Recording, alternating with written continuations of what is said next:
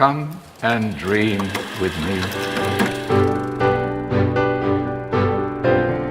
Hello and welcome to What Do You Want to Watch, the Explosion Network's premier media podcast.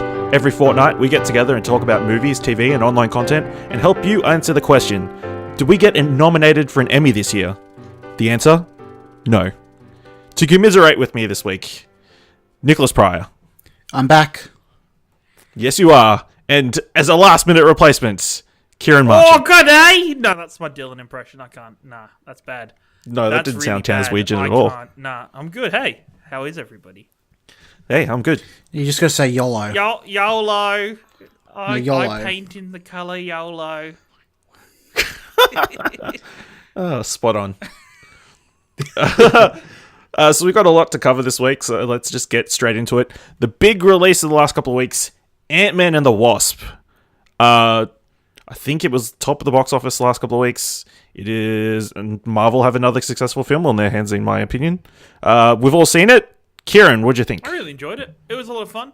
I thought it was interesting that they chose not to until like the very end in one of the cutscenes to touch on the whole what time period this was set in, like when this was happening in the Marvel universe, because of the whole it coming out after Infinity War. Unless I missed like a time or a date that was supposed to be important at the start of the movie. I'm confused. No, I don't Did you just recall say there the being movie anything. had a cutscene? Well, the little end credits thing. Little end credits cutscene number 1. That's it. I've been thinking too much about games, people. But other than that, yeah, it was really Nick, it was really fun. Yeah, Nick, do you hold the same opinion? It was fine. I think it was a paint by numbers Marvel movie for me. I found the antagonist not very interesting.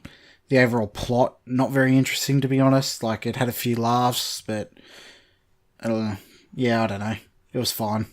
I don't think it's up there in the pantheon of Marvel movies. I don't think it's like critically one of the best ones, but I think it's a lot of fun.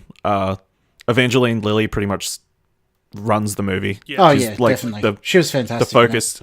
I mean, Ant-Man does get technically first name bidding, but Wasp is more important in this film. Yeah, 100%. Also, Michael Pena does an awesome job as amazing. Luis. He's just so good, and I just think he needs more. He needs more in this world. Why? Does he have any comedy specials or anything like that, or is he only a character actor? I think he's just an actor, I believe. Character actor, because even just the funny sections of him telling stories in like that awkward, like constant talking, fast paced, is amazing. Oh, that was so good. It was so fun and interesting to listen to, with the whole truth serum, not truth serum stuff. And I had anything with those crew of guys was pretty good through the film. I thought. Definitely. I think Baba Yaga. it was a bit weird. Like it was a little bit weird with the quote unquote bad guys for the movie. How spoilery are we? Mild spoilers. There's one of the quote unquote bad guys that's kind of like, he is bad, but he's not, but he is, and you're like, can we just? Are you talking about the ghost character, or are you talking about the Walton ghost Goggin? Person's helper? Lawrence Fishburne. Oh, Lawrence Fishburne. I didn't know it was known. I guess that he was a bad guy. No, he's not a bad guy. I don't think he's a bad guy at all. I don't think either of them have bad intentions. No, they're not bad. They're antagonists. Okay, fair enough. Antagonists. Fair enough. Yeah. Yeah, I found that the thing I found the funniest in it for me personally was the relationship between Scott and the FBI agent. That actor is amazing. that was Randall Park. He's really good. Because I always remember him from like the fake Jim in The Office, and ever since then I always find any parts he gets in TV shows or movies really just fun. And yeah, it was. I was impressed at how big the part was in the end for his character. So yeah, I had a lot of fun with it. Yeah, I thought some of the effects were cool, the shrinking the cars and that sort of stuff. It was fun to see them going through San Francisco and the like little mini Hot Wheels car flying around. I thought it... And then, I think my major issue with it was it just retouched on a lot of the stuff from the first movie. It just felt like a rehash in my mind. Like a lot of the jokes were played out the same, and yeah, I don't know. Yeah. Okay. I guess I haven't seen the first movie long enough now that I can't remember. I haven't seen it since it actually came out. I don't think I've ever might seen have it to since- revisit it. I haven't rewatched it since the movie, since I saw it in the cinemas. So it's probably not that ingrained in my mind exactly what if it was a rehash or anything. I can remember I felt the same coming out of it. Like, I felt the same way where I was like, you know what? This wasn't a masterpiece of a superhero movie. This wasn't like the best of the Marvel movies. It was just a lot of fun. Like, I just had a lot of fun with it. Yeah. And it looks like Ant-Man's going to be playing a big or key part in whatever the next Avengers movie is called. Whenever they decide to name it. But Infinity Quest. Infinity Time. The Quantum Infinity Quantum Gauntlet. Oh man, they just threw quantum They stuff just around. put quantum in a lot of things. A lot of quantumness. And I was like, okay. I mean, yeah, it didn't make a lot of sense. Mike? They also hint at explaining away Doctor Strange's magic as science too, because as he's going down into the quantum realm, he goes through a section of it that looks pretty much spot on from like the mirror realm that Doctor Strange uses. Might just be the same thing, just people to call it different things or believe in it in different ways. Yeah. It's a common thing. It's like religion. It's an interesting thing. I like that. And I think Michelle Pfeiffer did really well in this movie. Yeah. She popped up. She looked cool. Did she though? I really liked her. But she was only in a very small part of it. I think I liked the small part that she was in because it was fine. I didn't think it was outstanding. I didn't say it was outstanding. I just really enjoyed her Yeah. being there, and like Paul Rudd's stuff. Yeah, Paul Rudd's section as acting as her It was pretty really good. Yeah, it was really, really good. Paul Rudd, I like Paul and Evangeline Lilly's chemistry. Yeah, I think it was better than in the first yeah, one. it just got better, and you could kind of see that, or it wasn't just implied with things that were said. It was through their chemistry that a lot more had happened between them. In between, I think they were doing physics, not chemistry. Solid joke. I'll pay that. That was pretty good. And I think that they might have perfected the de-aging thing because they look pretty good young. Yeah. Look good. Yeah. Look good. Yeah, I agree. Michael Douglas was good again. I mean, it's only a matter of time before old actors are just playing young actors again. They just Which are we just moving more and more towards like Futurama head in jars, and they just like transplant the head into like the movie, and just do the rest of the body with CGI? maybe. I mean, at this point, you could probably put Paul Walker in the next Fast and Furious film, and people would believe it was there. Ashley. Rip. Let's move on to another movie that I saw. I watched Skyscraper today. You watched The Die Rock. Hard featuring The Rock. Die Hard / Is it as Tearing bad as what Inferno. the trailer looks like? It is very meh. It is. The Rock Yeah, is like it wasn't great. super hit and miss. I feel like there's a rule where you should only see every second or third Rock movie and just miss some of the other ones. Anything that's on a base property, he's fine in. Anything that's original, Yeah. Did Did anybody see Rampage? You mean San Andreas wasn't very good? San Andreas wasn't Yeah. good. Did anybody see Rampage? No. It didn't even It show looked- in the Shepparton. trailers look... That I don't think it's there. they didn't show it in They didn't even show Shepparton. it in Shepparton. Shepparton think it's seems out like the yet. target audience for that film. I don't know. I don't know what it came out. I think it came out next to...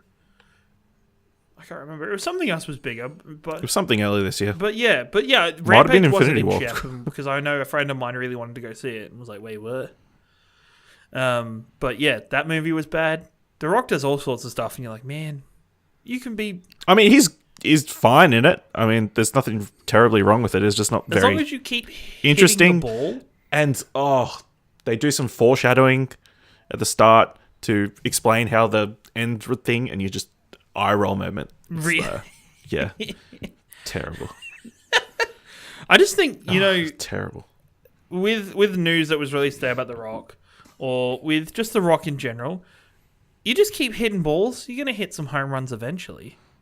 Like, I don't think he cares about the quality of No. the movie. He's just getting paid. I I think he cares. He can't because he's in all these shit movies.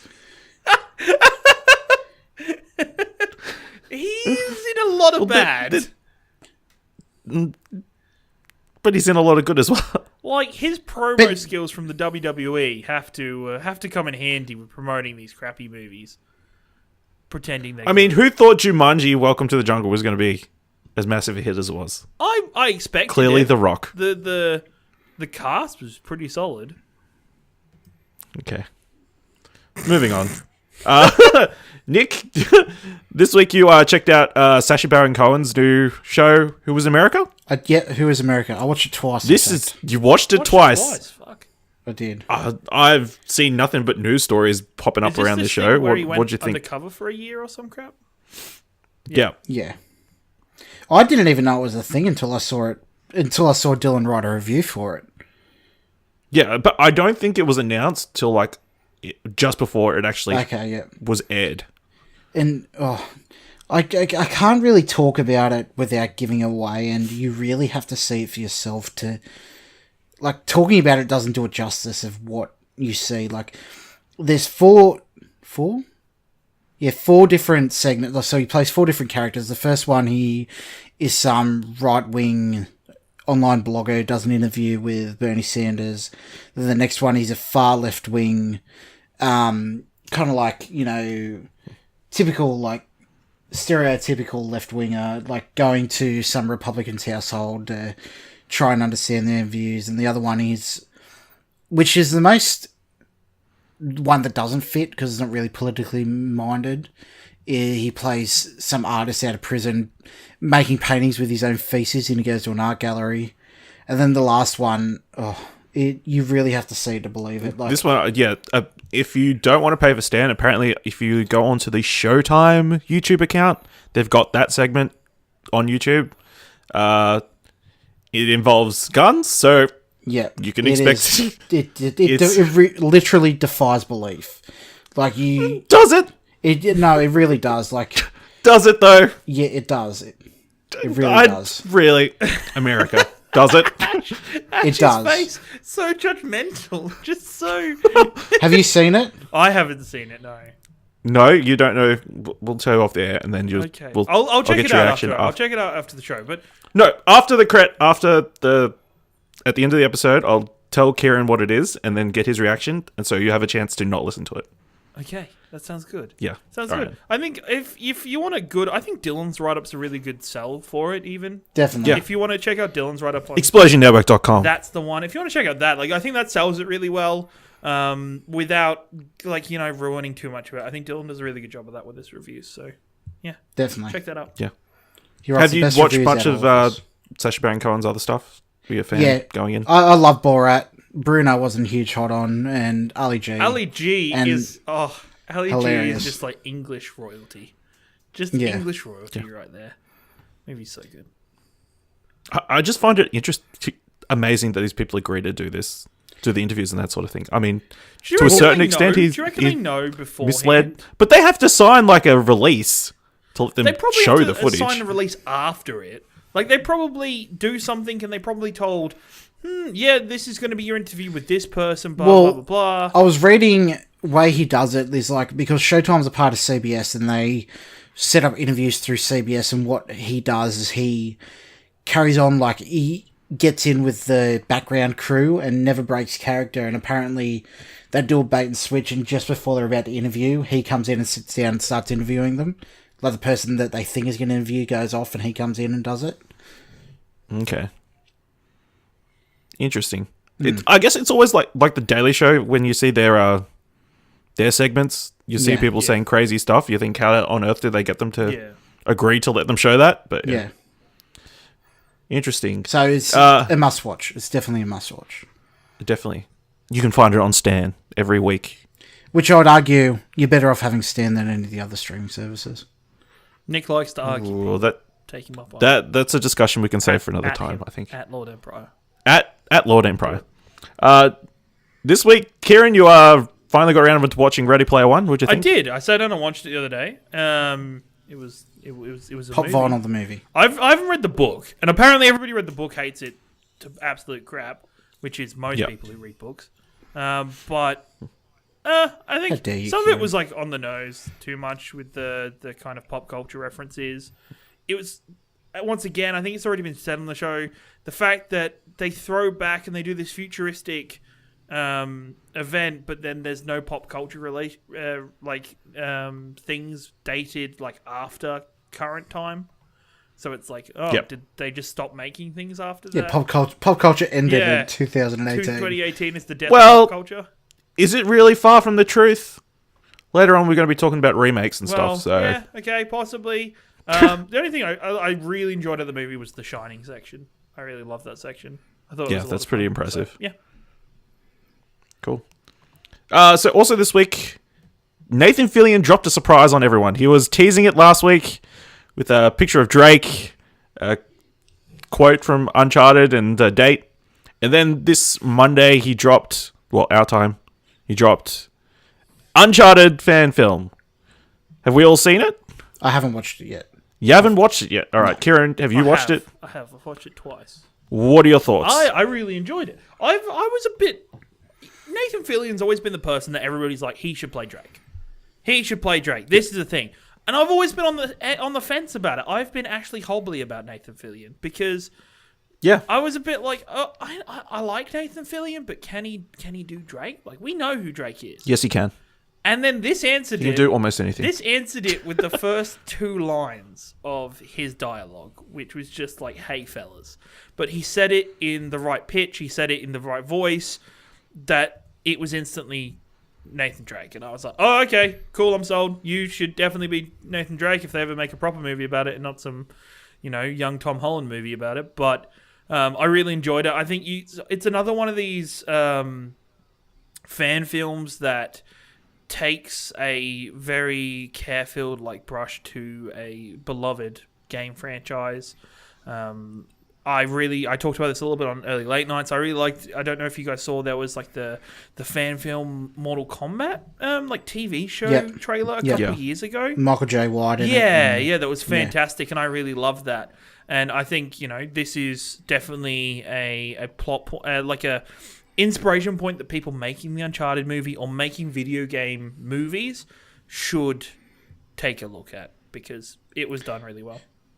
I think it's going to do... This is going to kickstart an Uncharted movie in the way that when they leaked the Deadpool test footage, it'll be the reaction that they see that people actually want this and how good it can be, that they'll actually get their ass into gear to make it. And Nathan and Fillion does it really well. My only slight bit of criticism towards it, I didn't like the actor who played Sully playing Sully. I like him in others. Oh no, I enjoyed Stephen Lang. Oh really? I just Stephen Lang. I don't know why. I think for me as a consumer, as just what I do with other things with D&D and stuff, I'm very voice related. I like the voices, and his voice just didn't have that Sully charm to it that I was just... Yeah, I get that. I thought I was... Well, he's a bit skinnier than Sully. He's a bit skinnier. Not to fat shame Sully, but... He's a bit skinnier. No, but Sully looks like a bigger boy who's just, he's lived the good life, and he has that charm to him and just that cockiness, and it's just, I think he was over smoking. That was the other point about Sully. The cigar looked almost... It seemed like every big. scene, every cut to him, he had a cigar in his mouth, pretty much. It's just it looked comically big on his face, and I don't know what it was. But other than that, I really enjoyed it. It felt like literally felt like somebody took a segment from the game and just put it out there as a teaser. It was midway through a game where they were, the next stage of the quest to find whatever treasure. It was really good. Yeah, I thought it was really good as well. It took me a minute or two to get into it. I think it just, the disconnect from it, obviously sounding a little bit different from the game and being real life and that sort of thing. I didn't think the villain character was very good. No. His delivery was pretty... I think some of the dialogue that was pretty... I think it was very fanny. Nathan Drake focused. And let's be honest, it continues the trope of Uncharted terrible villains. Continues that trope very well. Yep. Lazarevich is a son of a bitch. A bland son of a bitch. We didn't see a lot of her, but I wasn't sold on the person playing Elena. I don't know how you felt. I honestly think if they did a full length film, they wouldn't get all these same actors back, other than Nathan Fillion. I think, Nathan Fillion, possibly Stephen Lang. The only thing that I found kind of funny about the Elena stuff was it almost felt like, oh crap, we need to put Elena in here somewhere. We'll slot her in here at the end. Yeah. We'll give her a little end section. But I didn't hate it. I wasn't like, you're Elena. I didn't go, you're Elena. But nah. But yeah, she did her purpose. Yeah. And there was that awesome, cut to behind him in that third person position. Did you see? As you're cutting out to this cutscene? Yeah. The IGN did that section. They cut that section out and they put the Uncharted UI over the top of it, and it looks really good. Looks really good. Looks like I should do looks that. like the game. And also shout out to the red Jeep. They're not getting security deposit Who'd back. they get to play the red Jeep? It was Jeepus Maximus. He's a new actor. I'm pretty sure they got a. No, wait. I thought, did they get? It looked like they were getting a sponsorship because they had those cuts coming out the front. Yeah, which were like also the logo pretty. Yeah, which also looked like yeah. Jeeps. So might have been a Jeep, could have been. But Jeepus Maximus, he's a new upcoming talent. You'll love him. He did the voice acting in Bluey the Ballpoint Pen. So yeah, And he had a small part in Cars. and a small part. Oh, that was developed by CG Project Red, wasn't it? Yeah. CG Project Red. Yeah. Good.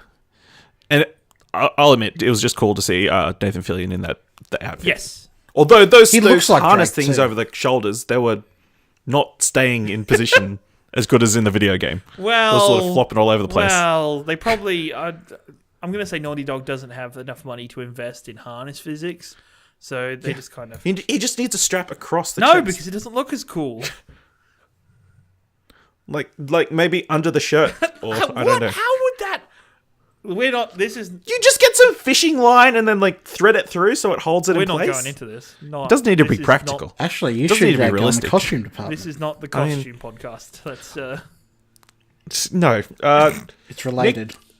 Before you couldn't make it to the last episode, I wanted to talk to you about Tag that you saw a couple of weeks ago. Yes. What'd you think? I really enjoyed it. It's not going to win any awards, but it was funny. It was one of those, like Fist Fight last year. It's just one of those movies that sits in that kind of area, like a summer comedy kind of movie that was overall did the jokes pretty well, and it was based off a true story, which they put on their posters, but I didn't realise. And at the end, they show clips of the actual true story of what happened. But yeah, I'd say it's worth a watch. Yeah. Yeah. I want to go see it, but it's playing barely anywhere anymore. Yeah, Which is a yeah. shame. Yeah. It's definitely... How did you... That was the movie that Jeremy Renner broke his arms in, right? Oh, And he had that's to... news to me. Yeah. He broke his arms and they did CG arms for part of the movie. Are you serious? Yeah. He broke his... Like he a broke fair bit of the both movie, arms apparently. Both arms, yeah. Like part the way through filming, so they had to just Oh. CG his arms. Seamless. Yeah, well, I didn't notice a thing. Interesting. Okay, very good. Soon we're going to have people with no... Well, soon we're going to have people with no arms being able to play people. With Although, arms. speaking of that, also in Skyscraper, obviously Dwayne Johnson's character is a amputee. He's missing a leg. That was pretty seamless as well. It looked like he really cut off his leg to play the part. Shit. So, shout out to special effects teams. They're doing solid work. Super impressive. Something I binge watched in the last 2 weeks is a show called Good Girls. Apparently, it's on network TV over in America. I can't remember which network, but it dropped on Netflix. It revolves around a bunch of Good girls. mums, pretty much. They rob a bank. No, they rob a supermarket. Wow, that and then- name They're is bad misleading. girls. Yeah, That name chaos ensues is after that. so misleading. Well, they were good girls until they robbed a supermarket. Story, character arc. I like it. Yeah, but yeah, it's pretty fun. I watched How it many all in a episodes couple of is it? days. I think it's 10 Cool. hour episodes. Yeah, worth the checking Is it out. more if you've drama got- than comedy? Yeah, it's a mixture. Dramedy? They've got Christina Hendricks from Mad Men. What's her name? They've got the black lady from Parks and Rec, I believe. I should have really pulled up the names. And Rita was the lady from Parks and Rec, I believe. There we go. Yeah, and they also have Mae Whitman from Scott Pilgrim and Parenthood, and a bunch of other stuff. Okay. She's really good. But the standout guy is probably Manny Montana, who plays Rio. Apparently he was on Graceland. Yeah, he's like a sinister gang leader. He's really... All the scenes with him are pretty great. So yeah. Also has Matthew Lillard, which is weird. That was kind of weird. Really? It's like... Yeah, and he's married to Christina Hendricks. So Shaggy's married her. Because that's the movie I picture him from. Scooby-Doo. Yeah, so Ciaran, you've also been rewatching. You rewatched Westworld season 1 for some reason I rewatched Westworld season 1. No, but it's not even the fact that Westworld, it's great. Pretty much everybody knows that. If you don't know that, you haven't watched it properly. But I did two things. I haven't rewatched Westworld since the first watch or since starting season 2. And I haven't. And it was something. And so that, rewatching that with the information of timelines and everything puts a very interesting spin on most of the series. But my most thing is that I wanted to talk about was that I'm watching it with a group of friends, and watching a TV series you've already watched and you already know all the twists about is fascinating and really fun. Watching it again with people who don't know what's going to happen, because they come up with theories, and it's like when you're watching it with the rest of the world when it first comes out and everybody's coming out with theories, it's just they're coming up with the same theories that you came up with, but you already know the answers. And it's really fun to watch them, and you smirk at them as they come up with stupid ideas, and they get really frustrated because they're like, why the hell are you smirking at me? Stop doing that. Get out of my house. But you get that a lot, right? Pardon? Nothing. Oh, okay. Yeah, that's fine. That's But no, it's really fun. Have you guys ever watched anything rewatch something with people that haven't already seen it? Yes. Yeah, it's a lot of fun. Yeah, I enjoy it. People should do it I would argue it can also be extremely frustrating. because they ask you a billion questions.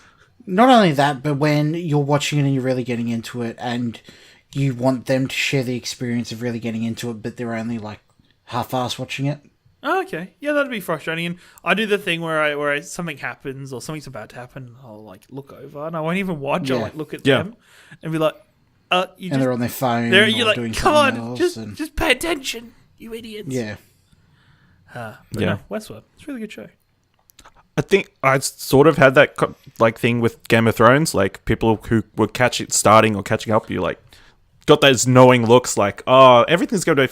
It all goes super happy. You know what? Especially in the first season. That feeling Episode 9 is fine. I had that feeling robbed from me with Game of Thrones because I was also doing it with one of the guys I was watching Westworld with. Problem is, for some reason, he's already watched like seasons 6 and 7, but he hasn't watched the rest of it. So watching it with him, and he's like, oh, I really like that character. And I'm like, yeah, that character's going to die. And he's like, oh, yeah, but I know they're probably going to die because they're not in the later seasons. And you're like, what? That doesn't make sense. That's so boring. Stop. You take all the fun out of it. But yeah, people watch shows with your friends. It's good. It's good fun. Or if you don't have friends, watch shows with strangers. Yeah, go. But most importantly, what I found is generally the windows in the lounge rooms have like kind of looser locks. So if you just kind of jiggle them a little bit, they'll eventually just pop right out, and you can just because they get used quite often. They wear down. Yeah, they wear down. So you just hop right in. Generally, while they're watching the TV, just sit behind the couch or just kneel like behind it and peek over the top. It's all good. They don't notice you. Or if you don't want to get charged with breaking and entering, just look through the window. Yeah, probably you see, legally breaking and better. entering if the lock's already not. A lot of people have those like net curtains in their windows. It's really annoying. You can't really see properly through them. That's true. Like a filter for the TV. You don't want that. No, not at all. Yeah. Yep. So when are you going to watch season 2 then? I've literally been watching season 2 with them. Have you been watching Bevan World? I need to watch Bevan World. I've literally YouTube.com/Explosion Network. should. I need to go back. Like I've gone back and I think I watched the first 2 after I watched the first 2 of Bevan World, but I need to watch the rest of it with it. You should be watching Bevan World with your group of friends. Yeah. Bevan World takes ages. So it's They're good. not Yeah, but patient. then One they've of them got- just falls asleep. He's just gone, and I'm like, we need to watch as many episodes before he falls asleep. If we don't, we're not watching any more after that. And it's like, we gotta keep going. No, you just put an episode of Bevan World in between, let him have his nap, and then wake him up He when you're does going to not watch. wake up. Once he's gone, he's gone. Oh, that's a Yeah. shame. How's he get home then? He How does he either wake sleeps up on- if he he's sleeps gone? He sleeps on my friend's couch that we stay at, or he'll eventually wake up when we all make fun of him or stuff, or other things. We'll just make fun of him so he wakes up. Well, it takes a lot of effort. It's fine. It's fun. But Bevan World, people should go back and check that out. Podcast. Bevan Listen World. to it audibly. Audibly. Yeah, audibly. Or listen to it visually. Yep. There's also So- a nasal option coming soon, told entirely through smells. It's not. That's not a good version of the show, though. You do not want to smell the stuff Dylan smells like. Oh. Moving on. Nick, you've been watching the new season of Preacher? I have. How's that feel? How's it going? The first episode was very slow. I wasn't a huge fan of the first episode, but the other two after it I quite like. But I feel like it's going to get into the same thing that happened at the end of last season. They're going to get bogged down in one location. Kind of like the season of Walking Dead where they just stayed at the farm, or then they were stuck at the prison. I don't know. It just feels like it's going to go in that direction and just get stale, I guess. Why can't people just settle down, Nick? Why can't they? Because it doesn't progress the story. They were always in the office in the office. But It that's was always set in the that's office. different, though. How is it? The office is the setting. Where What if the setting of that moment? where in the story- these shows like is about a journey. you can go on a journey without leaving. Jim and Pam went on a journey. You can go on a journey without leaving your house, Nick. Think about that. Yeah. So would you recommend people getting a Preacher, or is it? Yes. Yeah. It's still a great show. It's a great show. It is Preacher. very, very out there. Speaking of another thing that's kind of out there, I watched The Legacy of a White-Tailed Deer Hunter on Netflix. New film from Jodie Hill, starring Josh Brolin and Danny McBride. Tells the story of like a TV hunter, like he does a TV show, and he's taking Rex his Hunt. son out for a first shooting mission, like to shoot his first deer. Is this a new? He's like is this divorced. new? Yeah, it's What's new. up with Josh Brolin this year? Just pumping things out. Yeah, he's in like everything. He's I think smashing maybe everything it's out getting this year. What stockpiling. the hell? He's got like another couple of movies coming out Crap. this year as well. Well, I guess we haven't seen him for a little while. That's so true. Maybe they've been in post production or waiting release. He's been Yeah, banking them up, and 2018 is going to be his year. Yeah, He's going to be in every single thing, so he can't not get nominated. at least Exactly. once. I'll get an Oscar if I'm in everything. yeah, but this is a fun movie to watch. I mean, it's a Netflix. Was it a film. comedy? It's a comedy. Yeah, it's pretty. He's like a full on redneck sort of character, and his son is not, which makes for some Is fun. Danny McBride the son? No, Danny McBride's the cameraman. Oh, okay. Yeah. 'Cause I can't and, imagine him not being a redneck. No, yeah. So they're two huntery guys. The kid's like he says when they set up the tent, he's more of a Marriott guy than a camping guy, and he's always on his phone to his. hotel. Yeah, he's like 12 to put in context. So, yeah, check that out if you've got some free time. I mean, it's fun. It's pretty fun. Something that I saw on your Trakt at trakt.tv/Nicholas Pryor, or you can find Nicholas Pryor, Lord and Pryor on Trakt somewhere. Emperor, yeah, I think. You watched Bob Ross, the Happy Painter. I did. You should know this. What is this? You should know. It's a documentary about Bob Ross and his life and how it came to be and all that kind of stuff. You know. It's actually quite sad, to be honest. You know how much Nick enjoys Bob Ross, right, Ash? Oh, Stacey and I love Bob They both Ross. love Bob Ross. What is? Have you never tuned into a Bob Ross stream? No, I've never watched a Bob Ross stream. my God, Ash, I know you're who missing Bob out. Ross is. I understand Like, he's a painter. He paints stuff. I mean, It's not even really about the painting. He's just very tranquil, and it's kind of relaxing watching him. he's like he was the first AMSR or whatever it's called artist. Kind of. I guess I'd pay if that. you, but and even that, even if you're not going there for that, the chat in the Bob Ross streams is fucking hilarious. It's amazing. Yeah, it is. So it's like a documentary. Yeah, it's a documentary about his life and how he came to be and all that kind of stuff. Yeah, cool. You Where'd can find watch it on that? Bob Ross's YouTube channel.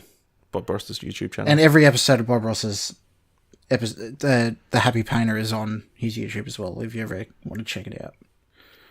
Speaking of YouTube, I've been watching the last couple of new Hollywood Reporter roundtables with a lot of the TV actors. Yes, I've been watching these. I don't know where they randomly came up in my life. I think it was the Explosion Network YouTube account. Randomly, It could be, yeah. And then I moved it onto mine because I was like, "This is awesome! What is this?" Yeah, those are really fun. So around award season for both the Oscars and the Emmys, they normally do like these roundtables with a lot of actors and behind the scenes, like a lot of the showrunners and that. So at the moment, they've got actors and actresses for both comedies and dramas doing roundtables, all available at the moment. I would highly recommend the comedy actors roundtable. That was really good with Mark Maron, Ray Romano, Tracy Jordan, Sean Haynes, Tony Shalhoub, and somebody else who I can't remember the name on. I watched. He's on I like a watched smaller show. yesterday, Rob I watched Rickles. the one with Darren Criss, Jeff Daniels. Wasn't Jeff Daniels? Oh, yeah, yeah, it was an older one, but No, yeah, Jeff Daniels, not Jeff Bridges. yeah, no, I was thinking. That's why I got confused. I was like, it's Jeff Yeah. Daniels, right? Yeah, no, with Jeff Daniels. Also had Michael B. Jordan. Michael B. Jordan. Yeah, it was really good. It was really interesting. Yeah, they're always good. If you want, you should go back and watch the Oscars ones from last year. They're very good as well. Ciaran, I don't know if people know this about you, but you really like Overwatch. Fucking love Overwatch. I don't want to bring too much Overwatch into a non-gaming show, but no, it's more. Okay, let's skip right past it. Oh man, no. All I wanted to talk about really quickly was Overwatch is just Overwatch League is a pretty big esport. It's been running all season. It's in its playoffs now. It's actually just signed a deal with ESPN and Disney to actually be shown on ESPN and Disney XD. They're going to show all the playoffs. Disney XD has like the Overwatch League players doing the traditional drawing the Mickey Mouse ears thing that they do on Disney Channel. But it's a really big step for esports in general. They did it a couple times with like Dota 2 and StarCraft featuring on ESPN, but to have an ongoing running deal with it is pretty cool in my opinion. Will that in any way limit the OWL Twitch channel No. and their subscriptions and anything No, like that? no, everything with the our Twitch channel is going to run as normal for it. They've changed a couple things. They've put in some more new viewer friendly kind of like this is what this UI. map's all about, and this is what this is all Yeah. about, Okay. and stuff like that. But Have they got their own commentators, or is it different? they have their own. No, they have the same commentators that's on the Twitch stream. So Okay. it doesn't seem like the ESPN deal is infringing at all on the actual Twitch stream itself, which is really good. Because I don't like infringements. No, nobody does. Don't infringe. So are they broadcasting the Twitch stream? Is that pretty much? Or are they? Pretty much. I think there's a. They're altering it I enough, think or there's a special special like either pre-show or like introductory show. oh, that makes on, sense. Yeah, On ESPN, but other than that, it's pretty much normal. Yeah. but that's like footy here. It's pretty Any much like free-to-air games. Yeah, exactly. Like a lot of AFL here is, it's the one video feed. It's just spread between different people. Yeah, interesting. So I guess do we know if they're going to be on ESPN here, or I haven't checked because I'm like, I don't really need to check. It's interesting to know, but Yeah. I'm just watching on Twitch. I have to find out. But yeah, there's more and more esports. Channel 10's just signed. I think it was Channel 10. It's either Channel 10 or Prime's just signed a pretty big deal with the Gfinity, who does all the esports and stuff in Australia. So it's on free-to-air TV, so it's pretty cool.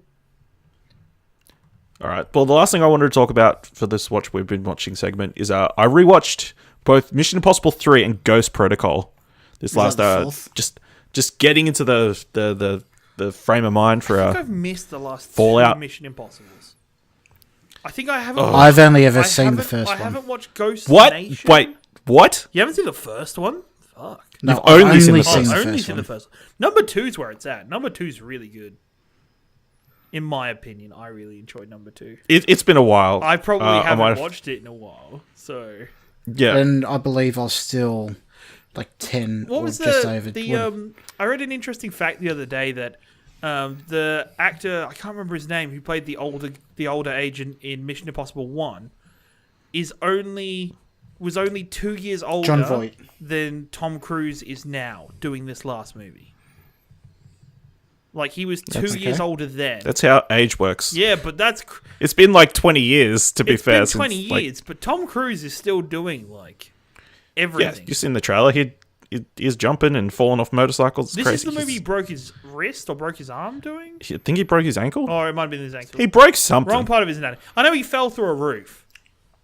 Yeah, Yeah. he fell through a roof, if I remember properly. It's crazy. But yeah.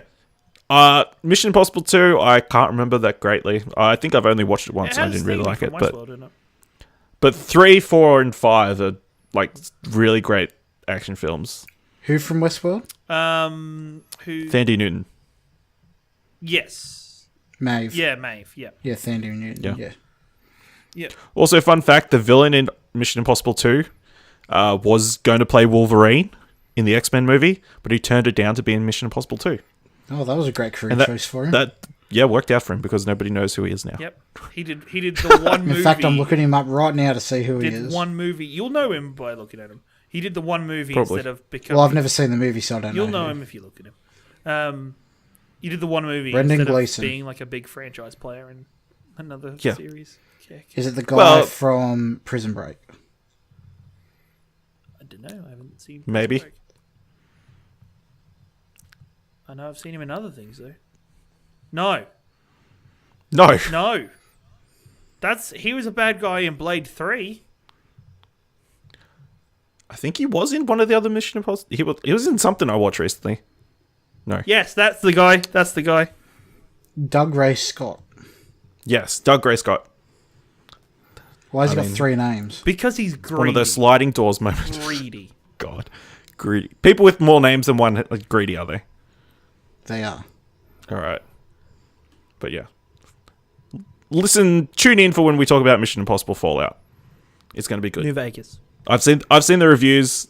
Some of the reviews that are coming out. They're high reviews. High reviews. Was that Highly high rated. reviews?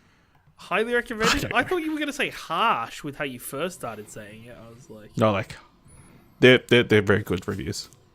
Let's move into some news. Are the content Big- of the reviews really good, or are they good scores? good scores. Saying it's the best one yet. So read into that what you will. The best reviews yet. We'll see if Henry Cavill's mustache was worth ruining. What Justice about League the for. extra pocket that it grows? That's right. This is that movie, right? Okay. This is that movie. So this last week they announced the nominees for the 70th annual Emmy Awards. I'll quickly go through a couple of categories. Up for most outstanding drama series: The Americans, The Crown, Game of Thrones, The Handmaid's Tale, Stranger Things, This Is Us, and Westworld. Nick, I believe you've got strong opinions on Game of Thrones being in that category. Yes, it should have been. It was a garbage season compared to the quality of all the rest. I mean, I disagree. I highly think Game of disagree Thrones with is that still. sentence.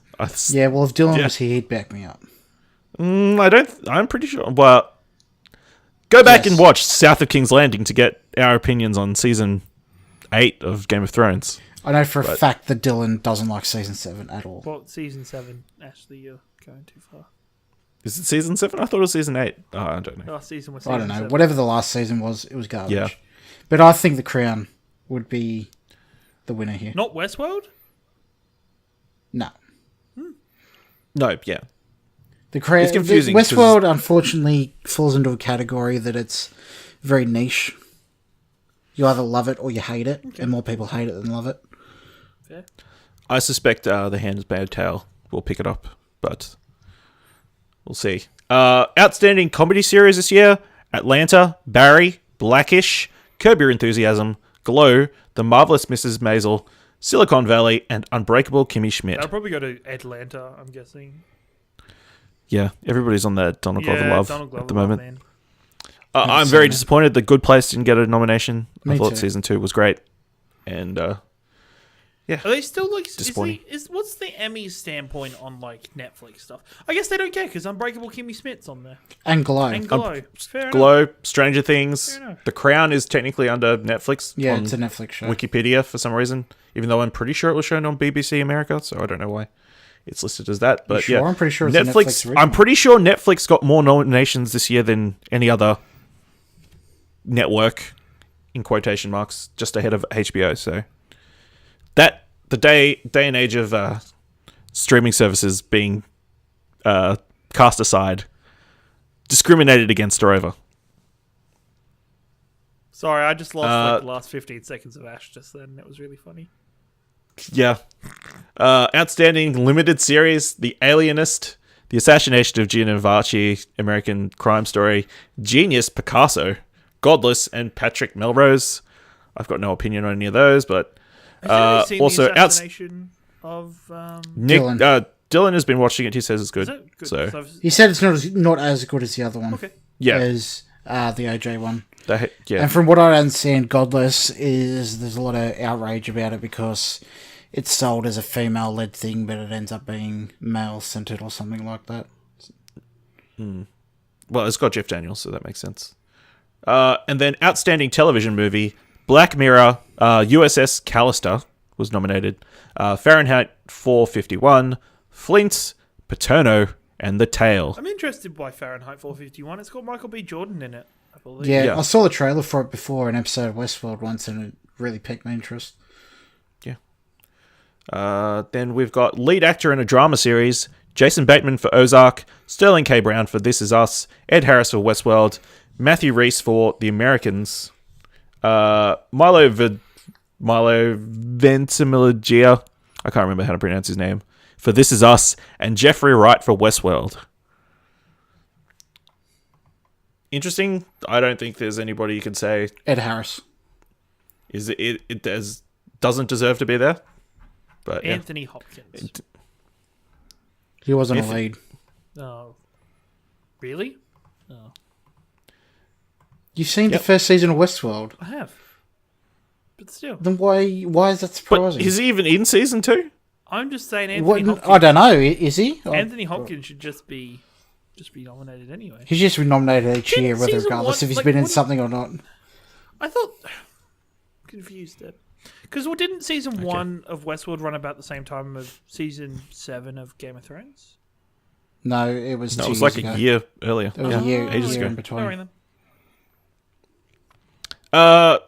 Outstanding lead in a drama series is Claire Foy for The Crown, Tatiana Maslany for Orphan Black, Elizabeth Moth for The Handmaid's Tale, Sandra Oh for Killing Eve, Kerry Russell for The Americans, and Evan Rachel Wood for Westworld.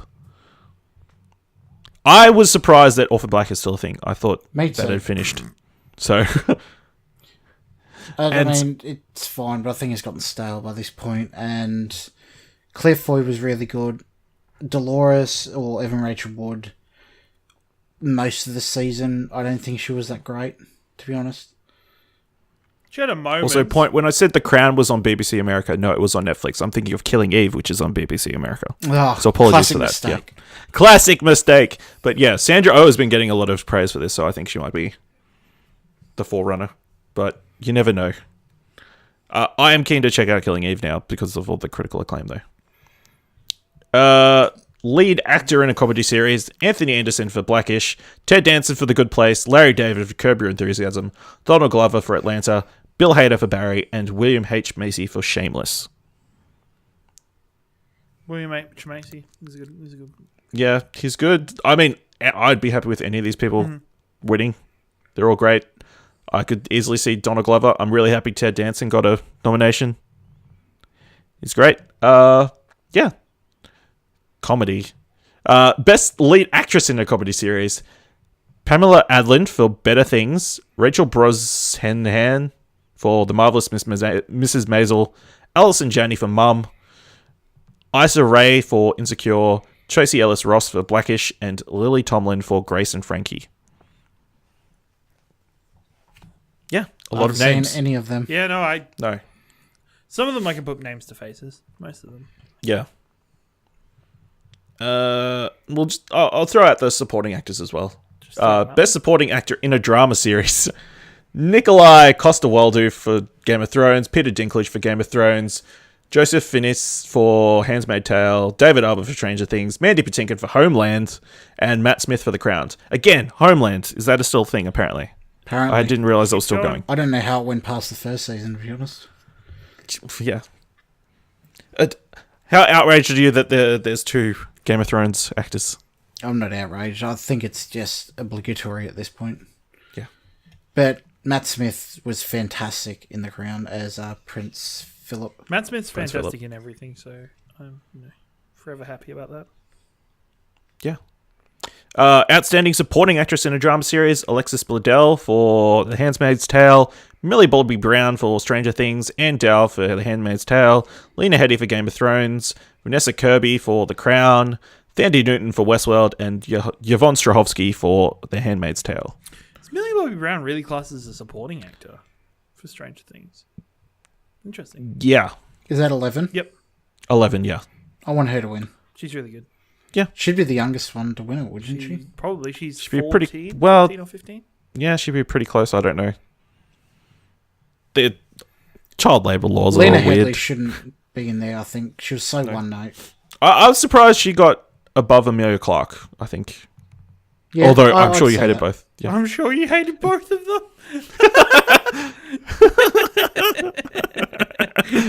And same with what's his face as well, Jon Snow. He wasn't nominated. I was surprised. Good old Kit Harington. So best supporting actor in a comedy series: Laura Anderson for Baskets, Alec Baldwin for Saturday Night Live, Titus Burgess for Unbreakable Kimmy Schmidt, Brian Tyree Henry for Atlanta, Tony Shalhoub for The Marvelous Mrs. Maisel, Kenan Thompson for Saturday Night Live, and Henry Winkler for Barry. I'd really want Keenan one. Yeah, I think that's more of a nomination of longevity Yeah. more than anything Yeah. else. Just being him. Just keep showing up. Yeah. I'm surprised Alec Baldwin got a supporting, because as far as I'm aware, he's only like one sketch a night. I don't even think he's part of the regular No, I don't Saturday think he's Night Live regular cast. I just thought he only comes in when he needs to do like the Donald Trump stuff. So I'm pretty surprised that he's got this nomination. But Unless, the Emmy voting panel are all a bunch of liberals. I mean, what? yeah, they really liked. Yeah, I don't know. And then outstanding supporting actress in a comedy series: Zazie Beetz for Atlanta, Alex Borstein for The Marvelous Ms. Maisel, Aidy Bryant for Saturday Night Live, Betty Gilpin for Glow, Leslie Jones for Saturday Night Live, Kate McKinnon for Saturday Night Live, Laurie Metcalf for Roseanne, and Megan Mullally for Will and Grace. Will and Grace? Oh my god. Will and Grace, yeah. I know it came Didn't back, you- but I didn't Yeah. know it was that good or that well. Came back in a big way, man. Did it? Yeah. See, 2 reboots on that list: Roseanne and Will and Grace. So, yeah, that was the Emmys. I'm sure we'll be doing some sort of predictions things closer to the ceremony.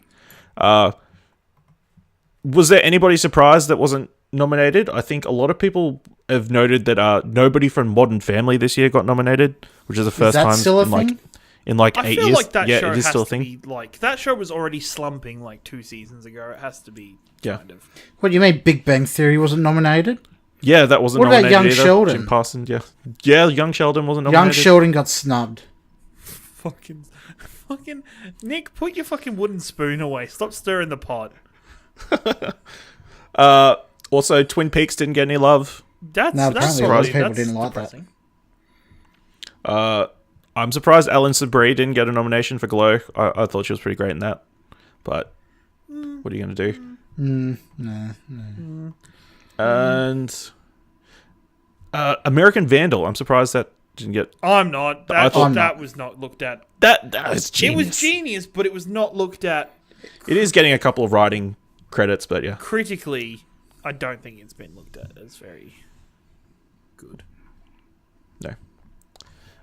And the other thing I want to bring up is the NBC special live musical special for Jesus Christ Superstar got a bunch of nominations, including for John Legend, which if he does win an Emmy, he'll win the EGOT. So just throwing it out there. What's an EGOT? Emmy, Grammy, Oscar, Tony. Oh. He'll have done it all. Yeah.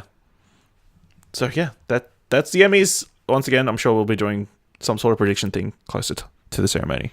I've got ideas in the works. You have ideas? Yeah, something a bit different to our Oscar predictions. Yeah. So this week we heard that they are once again rebooting RoboCop or re-sequeling. It's confusing. It's the new movie is called RoboCop Returns, being directed by Neil Blomkamp of District 9. You just murdered his name. Chappie. Neil Blomkamp. Neil Blomkamp. Blomkamp is South African. I'm sure it doesn't matter. Director South Africans don't matter according What does to it mean? Somebody tweet this episode. Nelson Mandela is a piece Fine. of dirt in Ashley's Nelson eyes. Mandela is fine. Tweet Ash. It's your name's important, Neil. I'm sorry. Apparently, it's going to be a sequel to the original, which is similar to what they're doing with the Halloween movie. So everything after the original movie is Retcon. not canon anymore. So like Star Wars, everything is not anything you really liked from the extended universe is not canon anymore. Yeah. Did either of you guys watch the most recent I did. RoboCop I reboot? saw it at the IMAX. Nope. Yeah, it was okay. I enjoyed it. Yeah. It was fun. Are you keen for a reboot?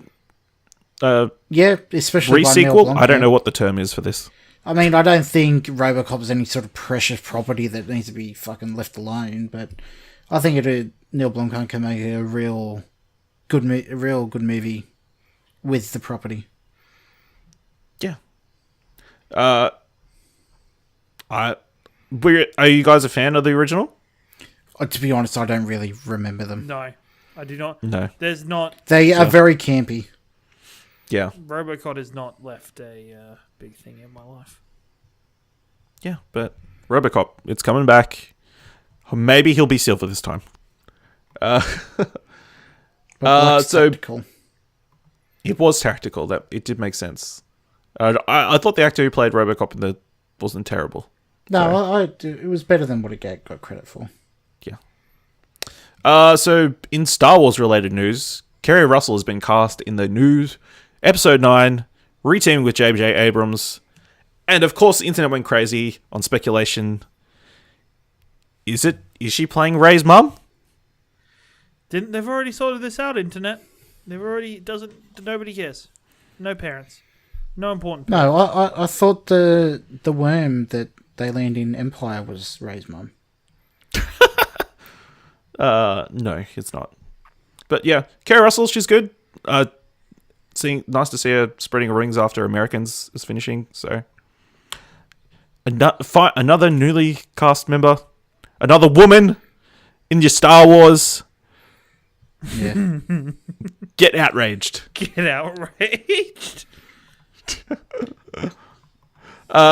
So this week they also announced who's going to be directing the Black Widow movie.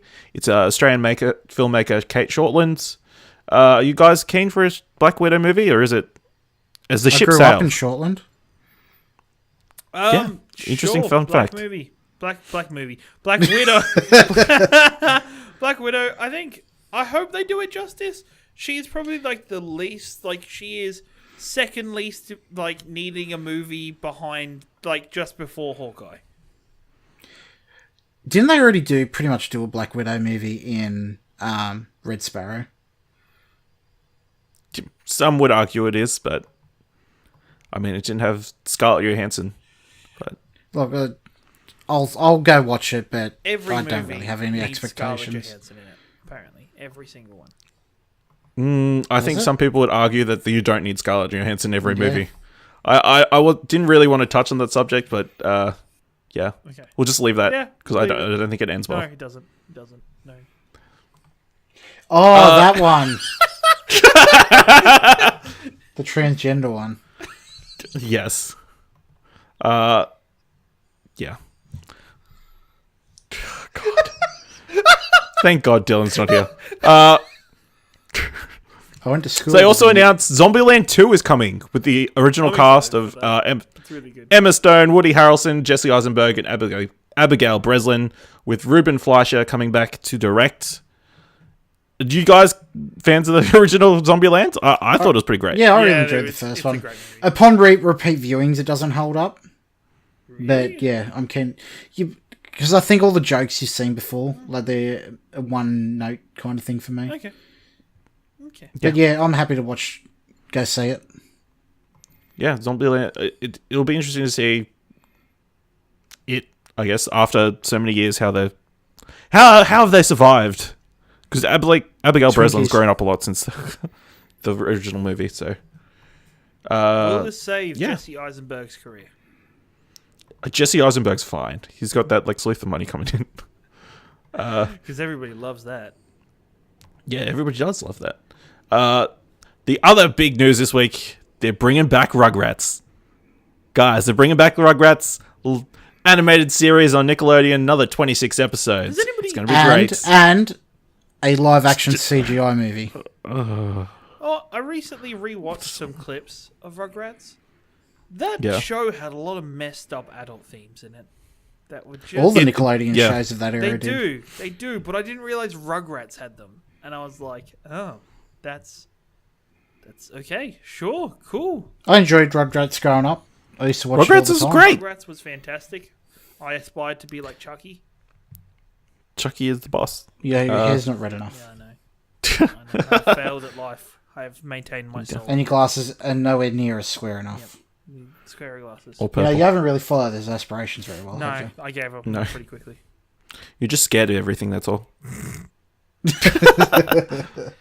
But yeah, this live action film is going to be messed up. I think this is going to be honestly a terrible idea. I don't know why they're doing it. I don't know what good can come of it. Just do the animated series, like maybe remaster the original series, make it like the animation I want doesn't 4K really hold up. Rugrats. Remaster the original movies. They were both. Yeah, I used to love. Awesome. I remember Rugrats one Gone of the Wild movies. and the one where they Reptile. go to France. Yep. Yeah. They're both great. Are they? Yeah. Or just make a Reptile movie. No. They did. It wasn't very good.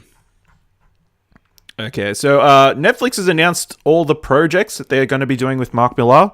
So earlier in the year, I think it was last year, they bought Mark Millar's company, Miller World, which had a bunch of different IPs from his comic books and everything. So I'll quickly run through a couple of projects. So first, these are going to be TV movies. All right, you got Empress. Queen Emperor is married to, literally, the worst dictator in the galaxy, King Morax. After escaping his palace with her children, Emperor and her family must hide from Morax and his army at all costs, even if it takes teleporting from planet to avoid them. Sound good? No. No? Okay. Yeah. Next one. Huck. In a quiet seaside town, Huck uses his special gifts to do a good deed each day. His neighbors return the favors by keeping his abilities a secret. But when a newcomer alerts the media, a firestorm erupts, sending Huck on an adventure that will change everything. Nope. Okay. I've seen the comic book. It looks pretty. I haven't read it yet, but it could be good. Then we've got Sharky the Bounty Hunter. Set in a brilliant new sci-fi universe, Sharky is a blue-collar bounty hunter tracking criminals across the galaxy in his converted rocket-powered ice cream truck. Aided and abetted by his 10-year-old partner, he's out for the biggest bounty of his career. I'd be interested in this if they get Dog the Bounty Hunter to play it. I don't know if he's a good fit. He's a bounty hunter. A perfect fit. What are you talking about? God. And these next two are TV series. They're making an adaptation of Jupiter's Legacy, a multi-generational American superhero epic. Jupiter's Legacy follows the world's first generation of superheroes who received their powers in 1930s. In present day, they are the revered Elder Guard, but their superpowered children struggle to live up to the legendary feats of their parents. This is being showrun by Stephen S. DeKnight, who did Daredevil. So I'm interested. I I have high hopes. caught my attention. Yeah. And the other one is called American Jesus. Multilingual. It's a multilingual series that follows a 12-year-old boy who suddenly discovers he's returned as Jesus Christ. He can turn water into wine, make the crippled walk, and perhaps even raise the dead. How will he deal with the destiny to lead the world in a conflict thousands of years in the making? That sounds interesting. I'd watch I that. can see people getting angry about that. Yeah, I was like, that's ooh, okay. Well, Preacher goes along down those kind of lines. So Yeah. Yeah, this is American Jesus. I've read Punk Rock Jesus by Sean Murphy. You should check that out. That's similar themes. But yeah. More Mark Millar stuff coming to Netflix at some time in the next year.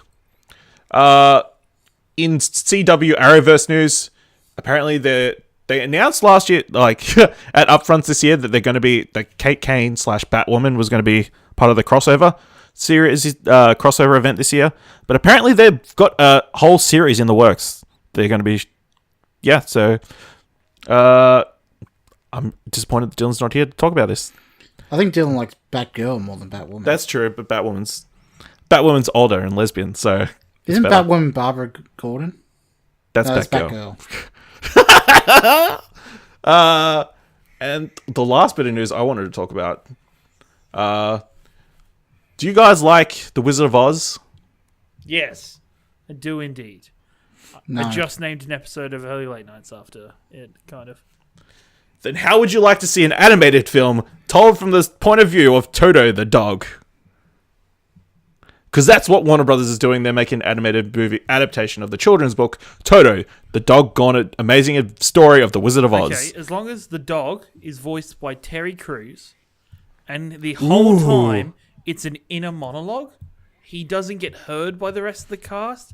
He's just there commenting on how stupid half of them are, and what a terrible decision all of this is. That would be It would good. be I meta think. because this is a terrible decision. Yes, yes, it would be.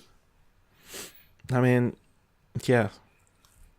I mean, Toto doesn't even do anything really in the movie. He just stands No, he there. just chills. That's why I said he should just chill, watching what's happening. Is he ever not there? Like, does he ever go off without them? I don't think so. Not possibly in the book. Maybe in the book he gets lost, but Because it'd be then like on Anchorman the Dog's Adventures when he's Baxter's Adventures when he's not with Ron Burgundy. I just can't see how this is going to be. yeah, any good. no, I can't see how it's I going to know. be good. It's based on a children's book, so I'm sure they've got some material, but we'll see. See how that pans out. So Nick, what did we end up watching this week? We ended up watching For a Few Dollars More.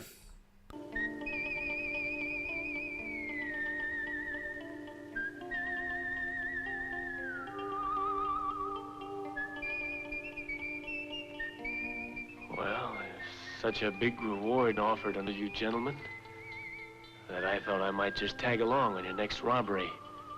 Might just turn you into the law. Naturally.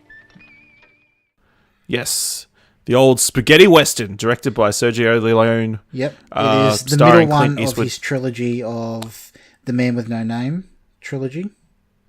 But he has a name for a start. He does. Let's get on that. It's He's known got a name. as The Man with No Name trilogy. I don't know why. Why's it called? I don't know. Bizarre. It's just known as The Man with No Name trilogy. Okay. So Ciaran, you haven't watched it. Just So what did you so think, people know. So what'd you think? Look, I really enjoyed the plot itself. I really enjoyed how everything just seemed to cost a few dollars more. Like the whole town was just always wanting a few dollars more from the poor man, and he worked hard. And then each time he returned to town with his new hard earnings, I couldn't see it happening. They'd raise the taxes, so it always cost a few dollars more. It was. This is a heartbreaking. revered film, Ciaran. I can't believe you're disgracing it like this. Nick, what's your patented hashtag Nick's new review for this week? For a few dollars more. The plot was decent enough, however the antagonist was too over the top for my liking. The music and cinematography were fantastic. A few scenes seemed superfluous, and the sync issue of the VO and what was on the screen was disorienting. 7 out of 10. Hashtag Nick's mini review. Yeah, I felt it. I don't know. Obviously, it's an Italian film that was dubbed to be shown in America. It is hard to watch. I think it's very distracting. It's very disorientating. I think anything dubbed, especially nowadays, is hard to watch, except possibly animated stuff. But it's a bit of the easier three to take. of the trilogy, it's my least favorite, and this is the first time I had seen that. I'd seen the other two previously quite a few times, but this one I decided to pick for. What do you want to watch? Because I hadn't seen it before. Yeah, but yeah, I couldn't get into this. I was just not into it. It was long. It just wasn't engaging. There's some cool stuff in it. The other bounty hunter guy, Douglas Mortimer, he's pretty cool. Colonel Douglas Mortimer. But there is like some over the top stuff. The villain, he's pretty over the top. Yeah.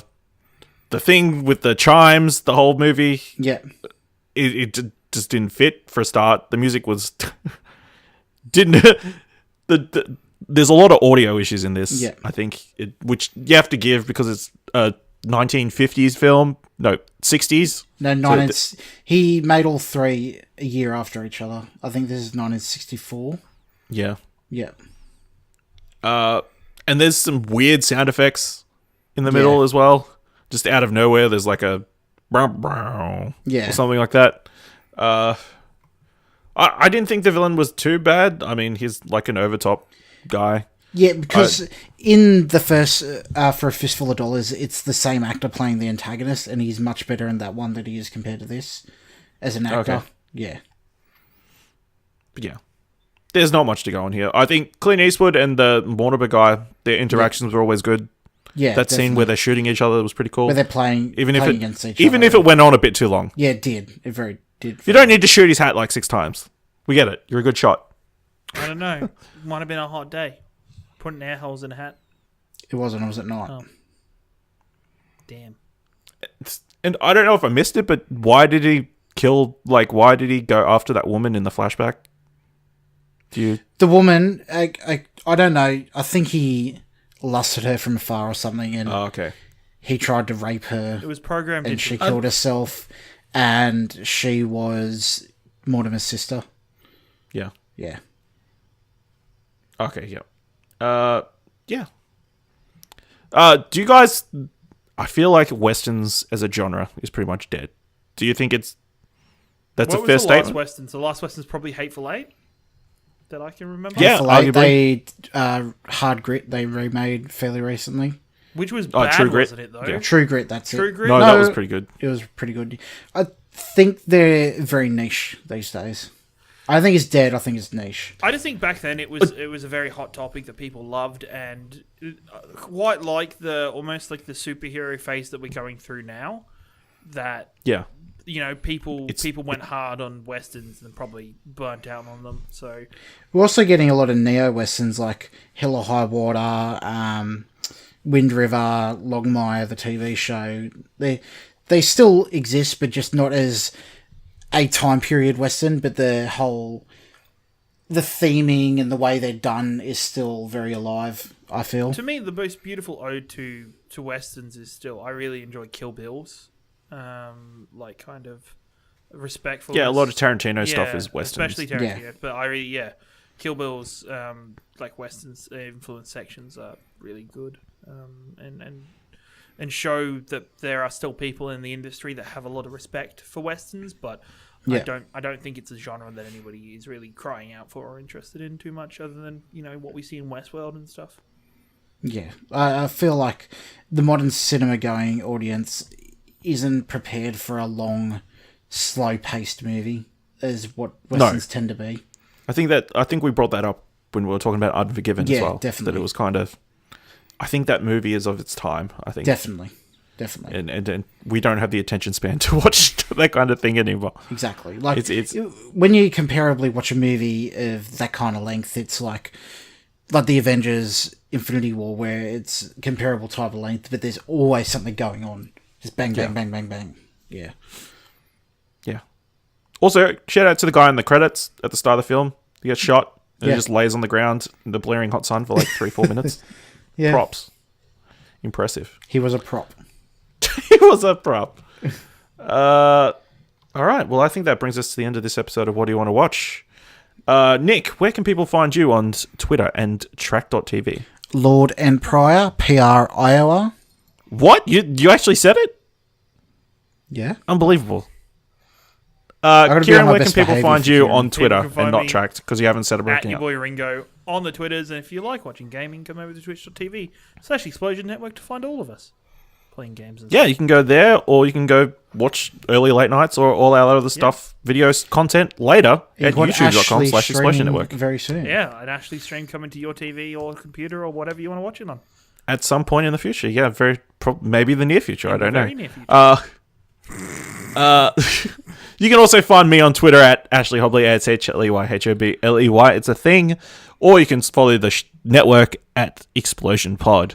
You can also go to explosionnetwork.com to check out all our reviews. You can read Dylan's review of Who is America? He also recently did a review of Sharp Objects, the new series with Amy Adams, which apparently is very good as well.